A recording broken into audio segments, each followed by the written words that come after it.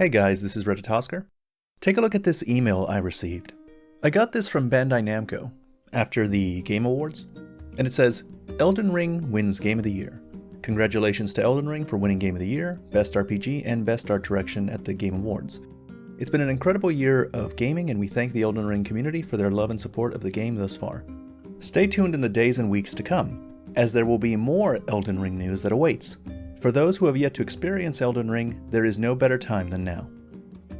Now the notable thing here is, of course, is that they say that there's more Elden Ring news that awaits, and that this news is coming in the days and weeks to come.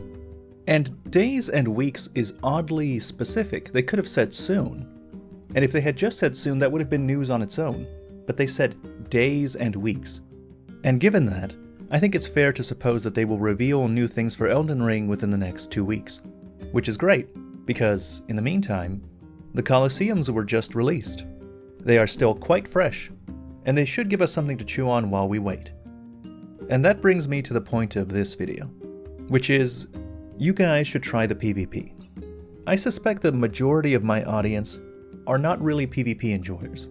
I don't make PvP content. My Elden Ring videos have been about the lore, or about design, or they've been commentary or opinion pieces. And there's nothing about those topics that would necessarily attract a PvP audience. So for the purposes of this video, I'm going to assume that I'm talking to a person that either has not tried the PvP, has no interest in trying the PvP, or viscerally hates the PvP. That's the target audience. And if you're in that audience, I just want to say, just try it.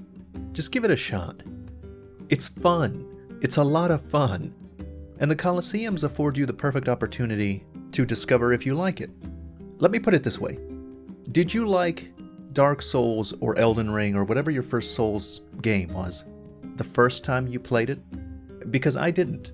And it's a very common story among Souls players where they pick it up, they try it, they think it's not for them, they put it down, they forget about it, and then they come back to it at a later date and realize, oh my god, this is the greatest thing ever.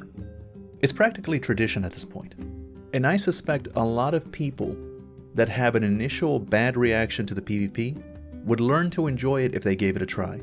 I think many of you would receive a big dopamine hit when you do your first roll catch. What's a roll catch? The roll catch is when you hit your enemy and they stagger, and then they try and roll away, but you predict that they're going to try and roll away. And so you step forward preemptively and attack in such a way that you hit them just as they're coming out of their roll. In a lot of ways, that's the heart of Souls PvP combat, is predicting when they're going to roll and catching them. And if you're the one that got hit and you're the one that staggered, it's about avoiding getting roll caught, not rolling immediately, or instead of rolling, being courageous after a stagger and just going in for a swing when they're not expecting it. I'm telling you guys, the PvP in Souls games is more mechanically complex and skill-based than it seems from the outside.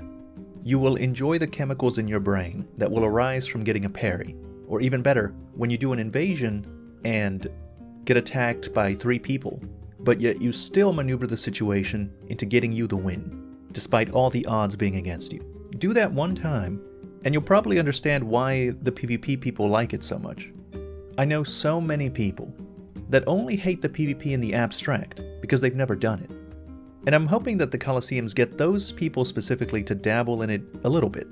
I'm not expecting to turn all of them into hardcore invaders, but I'm hopeful that it'll get them to appreciate the PvP more than they do now. And that's the end of this video. But actually, I need some Armored Core help from Armored Core fans. I ordered Armored Core 4 and 4 Answer, but as they're getting over here, I've started to think that maybe they aren't the best to start with. And so I need some advice. Assume that I'm going to play all or most of them, and you want me to play them in an order in which I would be most likely to enjoy the series. Not the order that's going to get me interested, because, like I said, assume I'm going to play all of them anyway, so I don't need to get hooked. So, under that perspective, which one do I play to understand and appreciate Armored Core the best? Let me know in the comments, and as always, thank you very much for watching.